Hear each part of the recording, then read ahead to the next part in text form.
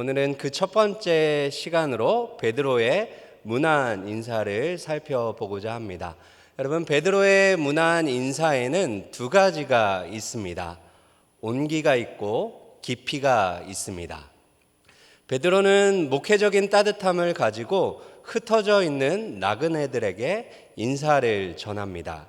그리고 신학적인 깊이를 담아 문안을 하고 있지요. 여러분, 우리의 인사, 서로가 주고받는 인사에도 온기가 있고 깊이가 있어야 합니다. 여러분, 우리 옆에 분들과 한번 인사해 볼까요? 온기와 깊이를 담아 이렇게 한번 인사하겠습니다. 나그네 인생길에서 당신을 만난 것은 가장 큰 축복입니다. 나그네 인생길에서 당신을 만난 것은 가장 큰 축복입니다. 잘하셨어요. 이번에는 이렇게 인사해 볼까요? 천국에서 다시 만날 것을 생각하니 정말 행복합니다.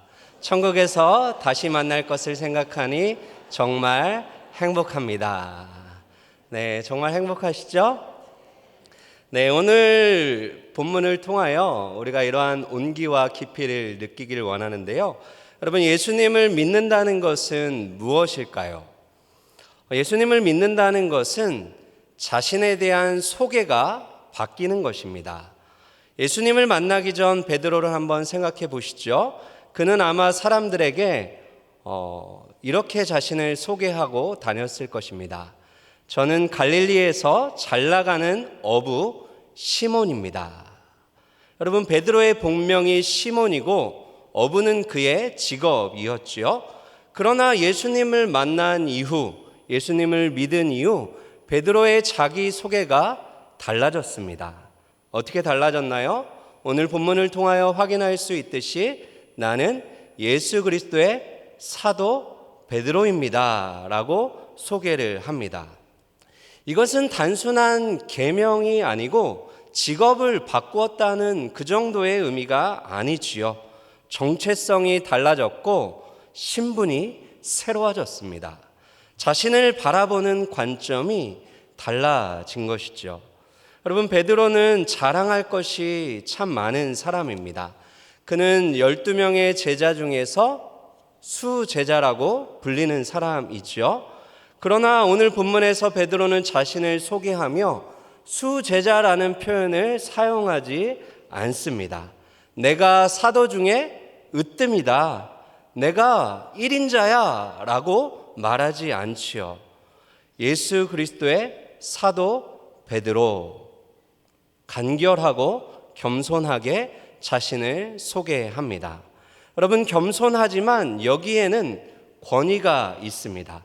사도적인 권위를 가지고 소개하고 있는 것이죠. 베드로는 가장 가까이에서 예수님을 따라다녔습니다. 다른 제자들은 경험해 보지 못한 베드로만 보고 베드로만 듣고 베드로만 경험한 일들이 있었습니다. 그러나 베드로는 자신의 경험담을 앞세우지 않습니다. 이것은 사도 바울도 모르는 이야기다.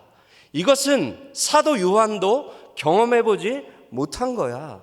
이것은 나만 아는 이야기다 라고 하면서 자신의 경험담을 풀어놓지 않는다라는 것이죠. 여러분, 베드로전서를 한번 꼼꼼하게 읽어보십시오. 베드로는 얼마든지 자신의 그러한 경험담을 풀어놓을 수도 있었지만 그것에 대해서 베드로는 별 관심이 없다라는 것을 보게 됩니다. 사실 베드로는 천성적으로 자신을 낮추는 사람은 아니었죠. 앞장서기를 좋아하고 자신을 드러내는 일에 주저함이 없던 사람이었습니다. 그래서 주님 앞에서 주여, 저는 주와 함께 죽을지언정 부인하지 않을 것입니다. 호언장담했던 사람이 베드로였습니다. 그러나 그는 뼈아픈 실패를 경험했습니다. 예수님을 모른다고 3번 부인하였습니다. 그러나 이것으로 끝나지 않았지요. 지난주일 담임 목사님을 통하여 주신 말씀대로 베드로는 다시 기회를 주시는 예수님의 사랑을 힘입어 다시 일어서게 되었습니다. 베드로는 실패를 후회하며 과거에 사로잡혀 살지 않았습니다. 실패를 통하여 성장했고 자신에 대한 깊은 절망을 통하여 비로소 내가 누구인지를 바르게 이해하게 되었습니다. 그래서 이제 그는 자신을 드러내지 않습니다. 오직 예수 그리스도를 드러내는 사도가 되었습니다. 이것이 성장이고 성수인 것이죠. 저는 오늘 선택된 나그네라는 제목으로 본문이 주는 두 가지 교훈을 함께 나누려고 합니다. 첫 번째는 신자는 버려진 나그네가 아니라 선택된 나그네입니다. 여러분, 내가 누구인지도 모르는 사람이 다른 사람을 제대로 알 수 있을까요? 그렇지 않죠? 나를 알아야 남도 알 수 있습니다. 베드로는 자신이 누구인지를 알았지요. 한 걸음 더 나아가 자신의 편지를 받고 있는 사람들이 누구인지를 바르게 정확하게 알고 있습니다. 1절을 한번 보실까요? 오늘 성경을 통해 1절을 한번 보시면 예수 그리스도의 사도 베드로는 본도, 갈라디아, 갑바도기아, 아시아와 비두니아에 흩어진 나그네. 베드로의 편지를 받는 사람이 어떻게 소개되고 있나요? 본도, 갈라디아, 갑바도기아, 아시아와 비두니아에 흩어져 있는 나그네입니다. 나그네라는 단어는요, 베드로전서를 이해하는데 매우 중요한 핵심 단어입니다. 베드로전서를 관통하는 핵심 단어가 되는 것이죠. 나그네의 뜻은 본국이 아닌 외국에서 짧은 기간 임시 거류하는 이방인이라는 뜻입니다. 여러분, 타국으로 이민을 가야, 해외로 유학을 가야, 해외로 선교를 가야만 나그네가 되는 것은 아닙니다. 한국에 살아도, 내가 태어난 고향에 살아도 우리 모두는 누구이죠? 나그네입니다. 왜냐하면 우리의 본향은 이 세상이 아니라 저 하늘나라, 새하늘과 새 땅이 우리의 본향이기 때문이죠. 그런데 여러분, 나그네라고 하면 어떠한 느낌이 드세요? 왠지 처량하고 쓸쓸한 분위기가 느껴지죠. 아무도 돌봐주는 사람이 없는, 관심받지 못하는 버려진 사람이라는 이미지가 떠오릅니다. 하지만 오늘 본문이 말하는 나그네는 그런 존재가 아닙니다. 이 나그네에게는 지금 소망이 흘러넘치고 있습니다. 세상은 알지 못하는 그 소망이 나그네의 심령 깊은 곳에서부터 솟구쳐 올라오고 있습니다.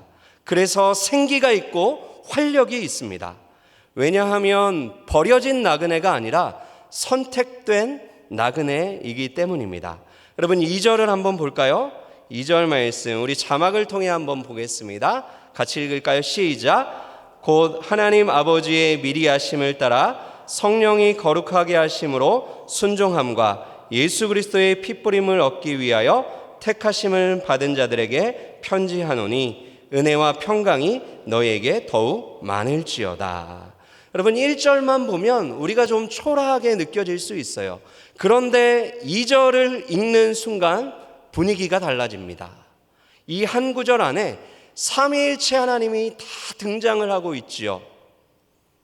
하나님께서 우리에게 주신 특권, 지위가 무엇인지를 보여주고 있습니다. 여러분, 우리는 성부, 성자, 성령 하나님께 택하심을 받은 선택된 나그네인 줄 믿습니다. 여러분, 이것이 우리의 신분이고 정체성입니다. 우리는 하나님께서 로또를 추첨하듯이 그렇게 우연으로, 무작위로 선택된 자들이 아닙니다. 우리는 하나님의 미리 아심을 따라 선택된 자들입니다.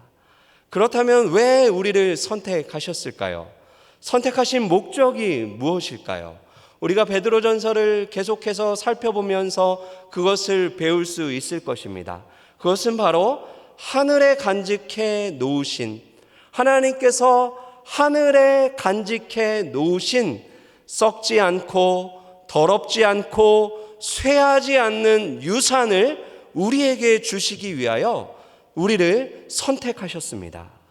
따라서 신자는 하늘에 쌓아두신 유산을 상속받기 위하여 천국을 향해 가고 있는 성삼위 하나님의 특별한 총애를 받는 선택된 나그네인 것이죠. 이것이 저와 여러분들의 놀라운 신분입니다. 여러분, 내가 누구인지를 바르게 아는 것은 매우 중요합니다. 왜냐하면 내가 누구인지를 알 때 나의 신분과 나의 정체성을 알면 인생이 달라지기 때문이죠. 여러분, 1912년 영국의 한 빈민가에서 한 아이가 태어났습니다. 그의 이름은 빅터 세브리아코프입니다.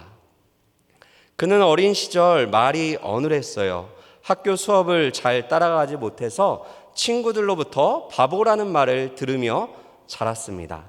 선생님조차 빅터는 졸업하는 것이 불가능하니 학업을 포기하고 장사를 시작하는 것이 낫겠다라는 조언을 할 정도였습니다. 결국 빅터는 15세에 학업을 중단하였고요. 자신이 열등한 사람이라 여기며 여러 직업을 전전하는 힘들고 고달픈 삶을 이어갑니다. 그런데 그의 일생을 뒤바뀌는 사건이 일어났습니다. 제2차 세계대전이 발발했고 그는 32세의 나이에 영국군에 입대를 하게 됩니다. 그런데 흥미롭게도 당시 영국군은 징병자들을 대상으로 IQ 검사를 실시했어요. 그런데 놀라운 결과가 나왔습니다. 빅터의 IQ가 178이었습니다. 여러분, IQ가 한 180 정도는 다 되시나 봐요? 놀라지도 않으시네요. 178이라는 IQ 검사 결과가 나왔어요. 사람들은 그를 바보라고 불렀습니다. 선생님조차 포기한 학생이었어요. 그런데 그의 지적 능력은 상위 1%를 훨씬 뛰어넘는 천재 중에 천재였죠. 문제는 능력이 부족한 것이 아니었어요. 자신이 누구인지를 알지 못한 것이죠. 사람들이 바보라고 부르니 바보처럼 말하고 바보처럼 살았습니다. 그러나 IQ 검사를 통하여 자신의 진짜 모습을 알게 된 그날, 그의 인생은 완전히 달라졌습니다. 자신이 천재임을 깨달은 그날부터 빅터는 천재처럼 생각합니다. 천재처럼 말하였고 천재처럼 행동하였습니다. 그래서 그는 여러 권의 책을 저술하게 되었고 수많은 특허를 취득했으며 성공적인 기업가로 이름을 날리게 됩니다. 그리고 상위 2%의 지능을 가진 사람들만 가입할 수 있다는 멘사 클럽의 회장이 되었지요. 사랑하는 여러분, 내가 누구인지를 아는 것은 이렇게나 중요한 것입니다. 여러분, 신앙이 성장한다는 것, 우리의 신앙이 성숙한다는 것, 그것은 무엇일까요? 어떻게 그것을 보여줄 수 있을까요? 신앙의 성장은 하나님이 알고 계시는 나와 내가 알고 있는 나 사이에 간극이 존재하는데 이 간극을 점점점 좁혀가는 것입니다. 우리는 종종 착각을 하며 살아가죠. 어떠한 착각일까요? 나에 대해서는 내가 제일 잘 안다는 착각입니다. 여러분, 그 착각에서 벗어나시기를 바랍니다. 여러분, 나를 가장 잘 아는 분이 계십니다. 나보다 나를 더 잘 아시는 분은 나를 만드신 나의 창조주, 나의 아버지께서 나에 대해서 가장 바르게, 가장 정확하게, 가장 모든 것을 세세히 낱낱이 알고 계시지요. 나에 대한 나의 생각은 오류가 있고 왜곡이 있어요. 때로는 나를 과소평가하기도 하고 때로는 나를 과대평가합니다. 그러나 성경은 그 모든 왜곡을 바로잡아 줍니다. 성경을 통해 하나님이 보시는 나를 배워가는 것, 이것이 신앙의 성장입니다. 여러분, 나는 어떤 존재일까요? 나는 내가 생각하는 것보다 훨씬 더 존귀한 사람입니다. 나는 사람들이 나에 대해 말하는 것보다 훨씬 더 가치 있는 존재입니다. 여러분, 이것을 믿으시고 확신하시기를 바랍니다. 여러분, 이것은 단순히 나 자신에 대해서 긍정적인 생각을, 긍정적인 마음을 가지고 살라는 의미가 아니지요. 성경의 근거에서 나를 바르게 이해하라는 것입니다. 여러분, 오늘 본문이 무엇이라고 말하고 있습니까? 나는 성부 하나님, 성자 예수님, 성령 하나님께서 택하신 선택된 나그네라고 부르고 있습니다. 여러분, 길동역에 한번 가보셔서 지나가는 사람들 붙잡고 한번 이렇게 물어보세요. 은평교회 안종훈 목사님 아시지요? 저를 아는 사람은 한 사람도 없습니다. 여러분, 세상은 우리를 알지를 못합니다. 우리는 그들이 보기에 낯선 자들, 나그네이고 외국인입니다. 그러나 만약 하나님께 묻는다면 어떨까요? 하나님, 은평교회 누구누구를 아십니까? 하나님께서 어떻게 대답하실까요? 알지. 내가 너무 잘 알지. 내가 창세전에 선택한 나의 사랑받는 자녀다 라고 말씀하지 않으실까요? 여러분, 이것이 우리의 자랑입니다. 이것이 우리의 정체성이에요. 여러분, 이러한 정체성을 가지고 당당하게 선택된 나그네로 사는 저와 여러분들 되시기를 원합니다. 부모도 내 마음을 몰라줍니다. 배우자도 내 진심을 알지를 못해요. 그래서 오해가 생기고 갈등이 생기고 섭섭함이 생겨납니다. 그러나 하나님은 나를 다 알고 계십니다. 내가 알지 못하는 것까지도 하나님은 아시지요. 나의 죄와 허물을 다 아십니다. 수치스러운 과거와 숨기고 싶은 생각까지도 다 아십니다. 그러나 다 알고도 사랑하시는 것, 이것이 하나님의 사랑입니다. 이것이 바로 우리에게 주어진 복음입니다. 여러분, 사탄은 우리에게 이렇게 말합니다. 너는 버려진 존재다. 너는 사랑받지 못하는 존재다. 세상은 우리에게 말할 것입니다. 너는 가치가 없는 사람이야. 별 볼 일 없는 사람이야. 그러나 여러분, 속지 마십시오. 이것은 거짓말입니다. 세상은 거짓을 진리처럼 포장하여 지금도 거짓을 주입하며 유포하고 있어요. 따라서 우리는 자녀들과 우리의 손자, 손녀들에게 진리를 가르쳐 주어야 합니다. 복음을 전해 주어야 합니다.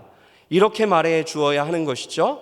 너는 하나님께서 창세전에 선택하신 하나님의 사랑받는 자녀다. 너는 내가 생각하는 것보다 훨씬 더 존귀하고 가치 있는 사람이란다. 이것을 아는 자녀들은 실패 앞에서 좌절하지 않습니다.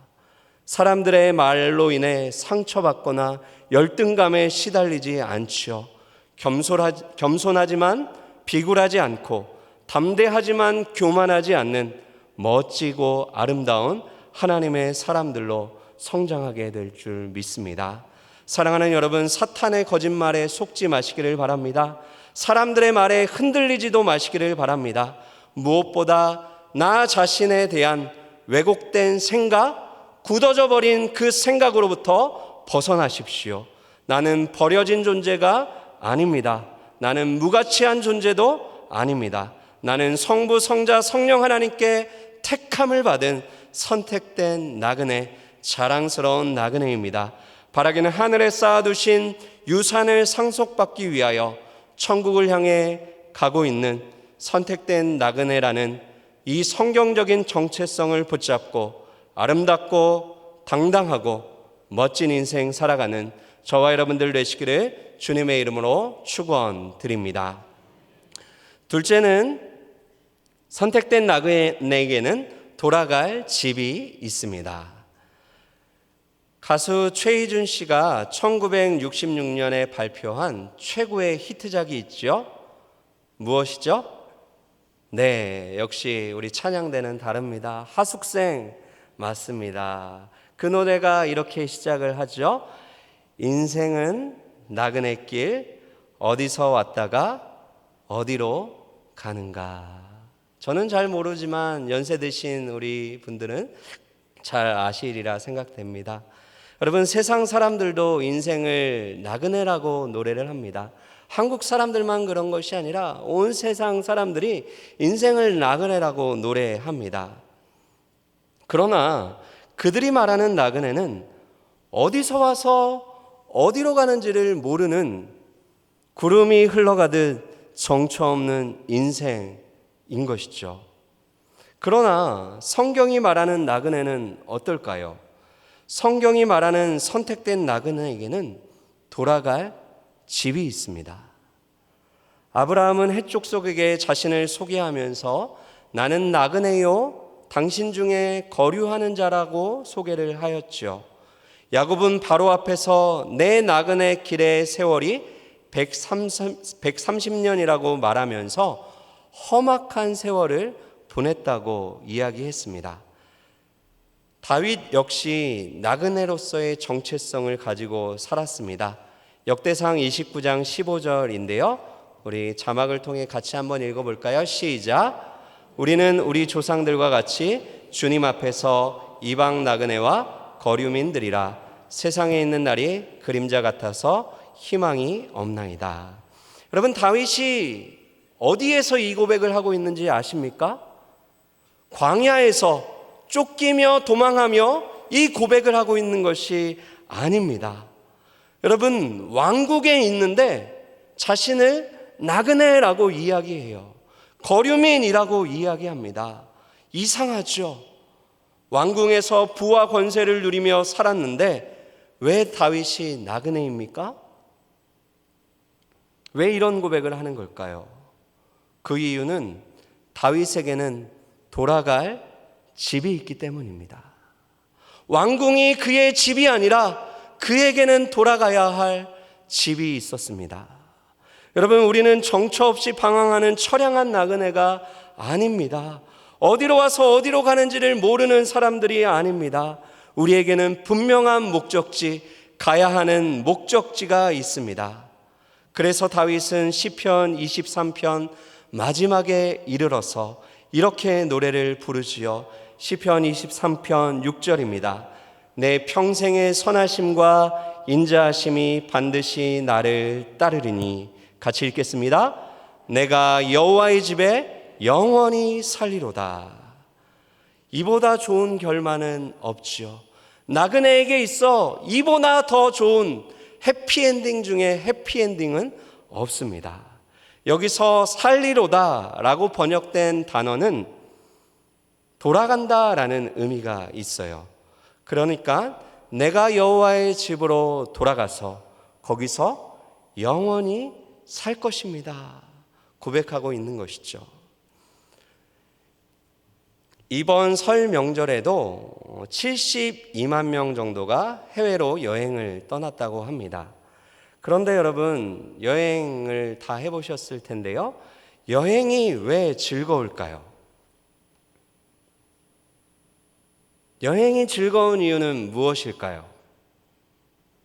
네, 여러분들이 생각하는 그게 맞습니다. 틀린 게 아니에요. 그런데 우리가 한번 생각해 봅시다. 여행이 즐거운 것은 돌아올 집이 있기 때문입니다. 만약 돌아올 집이 없다면, 출발은 했는데 집으로 도착하지 못한다면 그 여행은 즐거움이 아니라 고통이 될 것입니다.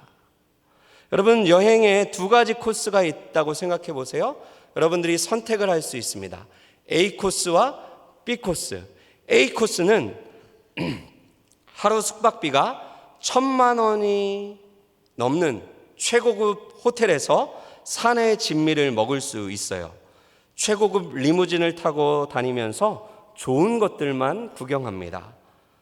최고급 스파도 무제한으로 받을 수가 있지요. 그런데 집으로 돌아오지를 못합니다. B코스가 있어요. 그저 그런 숙소에서 입에 맞지 않는 음식을 먹어야 합니다. 소매치기를 당할지도 모른다는 불안감을 가지고 대중교통을 타고 이동을 해야 해요. 하루에 2만 보, 3만 보를 걸으면서 계획을 따라 구경을 해야 합니다. 그런데 9박 10일, 10박 11일 정해진 기간이 끝나면 집으로 돌아올 수 있어요. 여러분, A 코스, B 코스 어느 거 선택하시겠어요? 그렇죠. B 코스입니다. 집으로 돌아오기 위해 여행을 하는 거죠. 이 땅에서 아무리 돈을 많이 벌고 모두가 부러워하는 높은 자리에 올라가도 하늘 아버지의 집으로 돌아가지 못한다면 그것만큼 비극적인 인생은 없는 것이죠.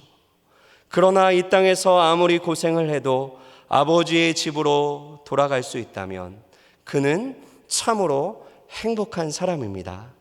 누가복음 15장에 나오는 탕자를 생각해 보십시오. 그는 집을 떠나 허랑방탕한 삶을 살다 인생의 가장 밑바닥으로 굴러 떨어졌습니다. 돈도 없고 먹을 것도 없는 처량한 신세가 되었지요. 그러나 그에게는 무엇이 있었나요? 돌아갈 집이 있었습니다. 그가 집으로 돌아왔을 때 그 모든 문제는 단번에 해결되었지요. 여러분, 이것이 우리의 모습입니다. 아브라함도 야곱도 다윗도 베드로와 오늘 베드로의 편지를 받고 있는 초대교회 성도들도 나그네로 이 땅을 살았습니다. 무엇보다 우리 구주 예수 그리스도께서 나그네의 삶을 사셨지요. 예수님은 하늘 아버지의 집을 떠나 낮고 천한 이 땅으로 오셨습니다. 온 우주의 주인이신 예수님께서 머리 둘 곳조차 없는 삶을 사셨습니다. 집 주인이신 예수님께서 집 없는 나그네가 되셨어요. 그래서 누가복음 9장 58절에서 예수님이 이렇게 말씀하십니다. 예수께서 이르시되 여우도 굴이 있고 공중에 새도 집이 있을 때 인자는 머리 둘 곳이 없도다 하시고. 사랑하는 여러분, 예수님께서 왜 하늘 집을 떠나 이 땅에 와서 나그네의 삶을 사셨을까요? 온 우주의 주인이신, 집 주인이신 예수님께서 왜 머리 둘 곳조차 없는, 집 없는 나그네가 되셨을까요? 그 이유는 아버지의 집을 떠난 탕자와 같은 저와 여러분들에게 아버지의 집으로 돌아올 길을 마련해 주시기 위함이었습니다. 요한복음 14장 6절인데요. 우리 같이 한번 읽어볼까요? 시작. 예수께서 이르시되 내가 곧 길이요 진리요 생명이니 나로 말미암지 않고는 아버지께로 올 자가 없느니라. 사랑하는 여러분, 시온성보다 더 찬란한 저 천성을 떠나서 우리 구주께서 이 땅에 오셨습니다. 이 땅에 오신 구주 덕분에 우리는 하늘 아버지의 집으로 돌아갈 수 있게 되었습니다. 여러분, 인생은 여호와의 집으로 돌아가는 짧은 여행입니다. 이 땅에서의 짧은 여행 더없이 즐겁고 행복하게 이어가시기를 축복합니다. 우리는 이 땅에서 100년을 살 것입니다. 그러나 여호와의 집에서는 영원히 살 것입니다. 그렇다면 우리는 장차 가게 될 천국에 대해 더 많은 관심과 더 깊은 애정을 가져야 할 것입니다. 예수님을 믿지 않는 사람들은 이 땅에 있는 집에 대해 지대한 관심을 두고 살아갑니다. 그들에게는 돌아갈 집이 없기 때문입니다. 그러나 신자들은 이 땅의 집이 아니라 하늘 아버지의 집을 사모하며 살아갑니다. 유학생들을 생각해 보십시오. 유학 가서 좋은 집을 장만하고 비싼 가구를 마련하는 사람들은 없습니다. 잠시 있다 고국으로 돌아올 것이기 때문입니다. 사랑하는 여러분, 잠시 지나가는 이 세상에 마음을 빼앗기지 마시고 본향 천국을 사모하십시오. 거기서 우리 다시 만나 영원히 하나님을 찬양하며 기쁨의 노래를 부르며 살게 될 것입니다. 바라기는 돌아갈 집이 없는 사람처럼 이 세상에 푹 빠져 살지 마시고 돌아갈 집이 있는 사람답게 본향을 사모하며 살아가는 선택된 나그네 저와 여러분들 다 되시기를 주님의 이름으로 축원드립니다. 기도하겠습니다. 살아계신 하나님 아버지, 감사합니다. 우리에게 돌아갈 집을 주시고 돌아갈 수 있는 길을 열어주셔서 감사합니다. 이 세상을 살 때 돌아갈 집이 없는 버려진 나그네처럼 살지 않게 하시고 돌아갈 집이 있는 선택된 나그네답게 천국을 사모하며 살게 하여 주옵소서. 감사드리며 길이요 진리요 생명 되시는 예수 그리스도의 이름으로 기도하옵나이다. 아멘.